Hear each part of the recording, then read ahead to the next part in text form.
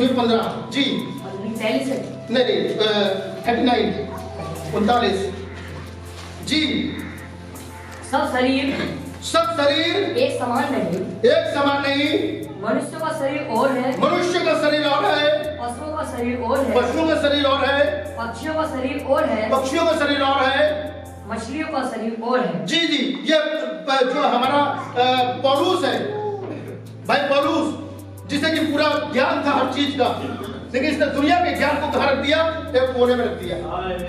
और जब परमेश्वर से इसकी मुलाकात हुई, इसके कौन सा ज्ञान इसके पास आ गया? परमेश्वर का ज्ञान इसके पास में आ गया। अब पौलुस क्या प्रचार कर रहे हैं? बायोलॉजी प्रचार कर रहे हैं। फिर से पढ़िए, पौलुस बायोलॉजी प्रचार कर रहा है। यहाँ क्या साइंस के कुछ लोग बैठे हैं, वो समझ सकते हैं मेरी बात को। पर सबसे पहले परमेश्वर ने एक कोशिकीय बनाए, फिर द्विकोशिकीय बनाए, फिर बहुकोशिकीय बनाए, तरह तरह के प्राणी बनाए। आमीन। अब मैं बताना चाहूंगा कि पौलुस देखिए बायोलॉजी कैसे प्रचार कर रहा है। पढ़िए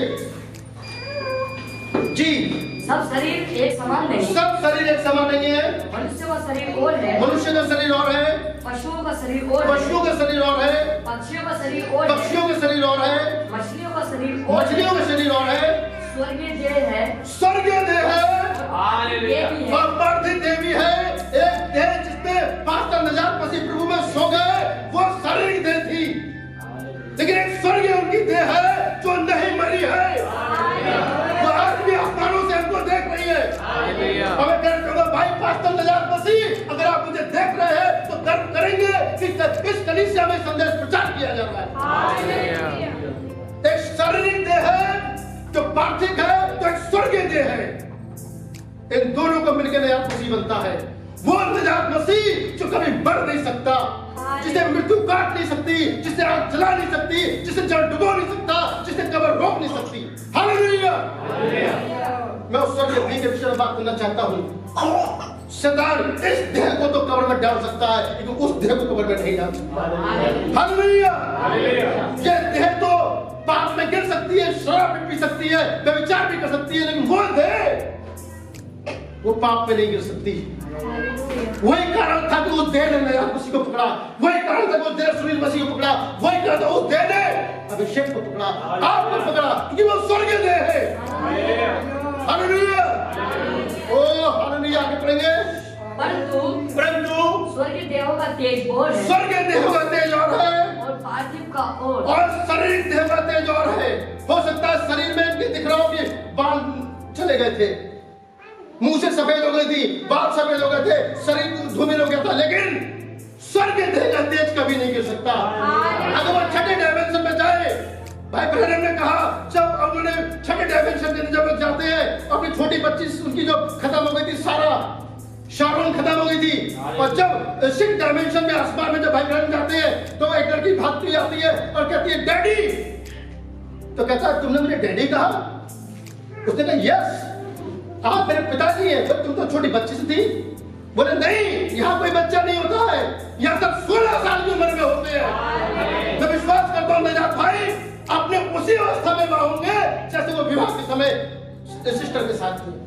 हालेलुया। वो थे आप उनका इंतजार कर रही है। आगे पढ़ेंगे जी। सूर्य का तेज और है, सूर्य का तेज और है, चांद का तेज और है, चांद का तेज और है, और तारागणों का तेज और तारागणों का तेज और है, क्योंकि एक तारे से दूसरे तारे के तेज में अंतर है। केमिस्ट्री प्रचार कर रहे हैं। आमीन। आकाश मंडल प्रचार कर रहे हैं। क्या बात है जी। आगे बढ़िए। मुर्दों का जी उठना भी मुर्दों का जी उठना भी ऐसे ही है जी।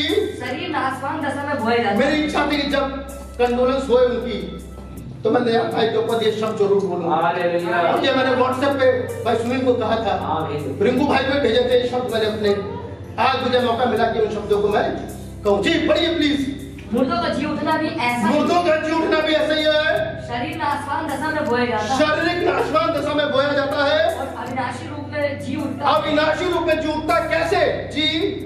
वे अनादर के साथ बोया जाता है। अब पौलुस साइंस प्रचार नहीं कर रहा है, अब पौलुस वो प्रचार कर रहा है जो उस समय के लोगों के सर पे से उगलने वाली बात थी। लोग यही सोचते थे कि खाओ पियो मर जाओ, उसको कुछ नहीं घटित हो सकता। आमेन। लेकिन पौलुस ने एक और साइंस के ऊपर भी एक साइंस प्रचार करना शुरू कर दी। पौलुस ने वो प्रचार करना शुरू कर दिया जो स्वर्ग का रहस्य था, पृथ्वी में प्रचार करना शुरू कर दिया। Hallelujah, hallelujah. पढ़िए, वे अनादर के साथ बोया जाता वे है अनादर के साथ बोया जाता है और तेज के साथ जी और उठता है, तेज के साथ जी उठता है, निर्बलता के साथ बोया जाता है निर्बलता के साथ बोया जाता है सामर्थ्य के और साथ सामर्थ के साथ जी उठता है।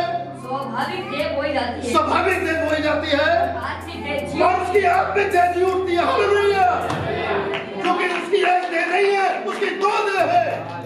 एक देह पृथ्वी में खड़ी है तो एक देह आसमान पे खड़ी है। हालेलुया जी। जबकि स्वाभाविक देह है जब स्वाभाविक देह है तो आत्मिक देह भी इसलिए आत्मिक देह भी है। क्या मेरी बात समझ पा रहे हो?